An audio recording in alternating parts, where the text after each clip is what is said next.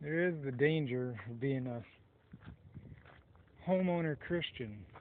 And this is just a friendly warning to my fellow brothers and sisters in Christ. You know, a lot of the people, I mean, almost 90 plus percent of people who attend church are homeowners, at least in the United States.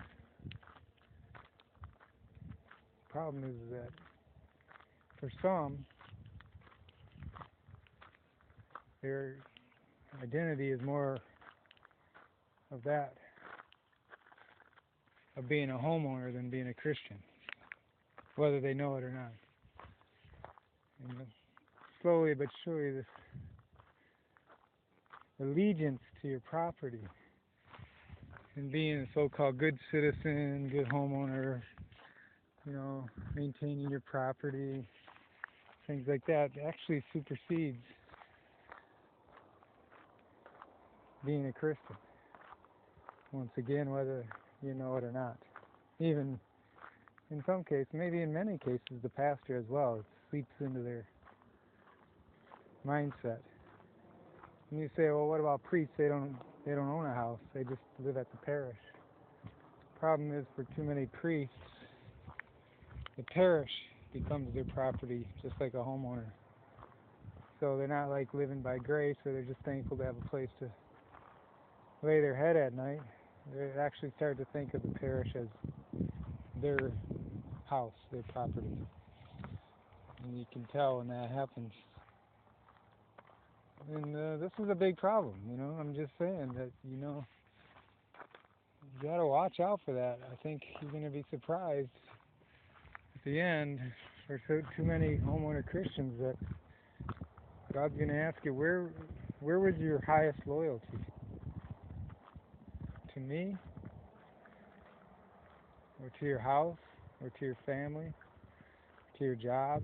Your career? To recreation? You might say verbally that that's your highest, God is your highest commitment. But by your actions, what are you saying?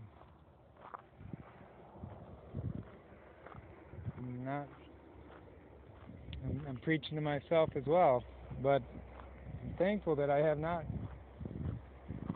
I mean, at night, sometimes I wish I was a homeowner Christian, or a family man Christian, married with children Christian, and the list goes on, but so far I haven't bitten that bullet, so to speak. And I'm not saying it's wrong to be married and have kids and own a house. I'm just saying that for too many people, it becomes more of the greater priority. Even Paul warns about that, about being married, you know, that your obligations will tend to be towards your spouse and family and house and things like that, rather than God. And if that's the case, you know, you will be judged about that. I mean, sure, it's great.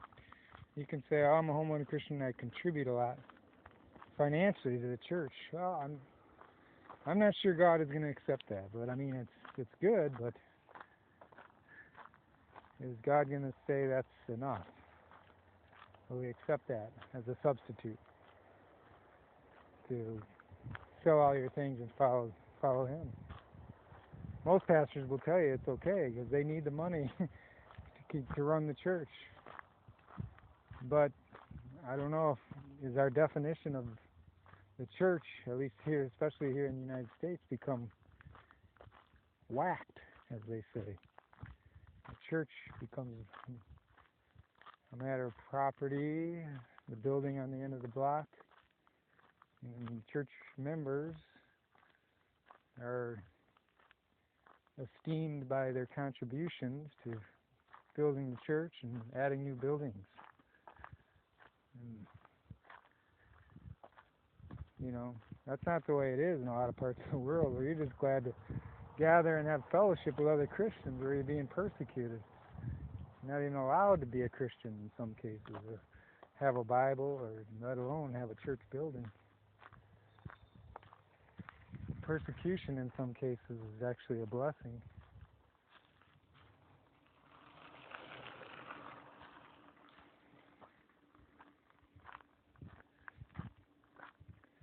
So I just want to warn fellow Christians, especially here in the United States, to just beware.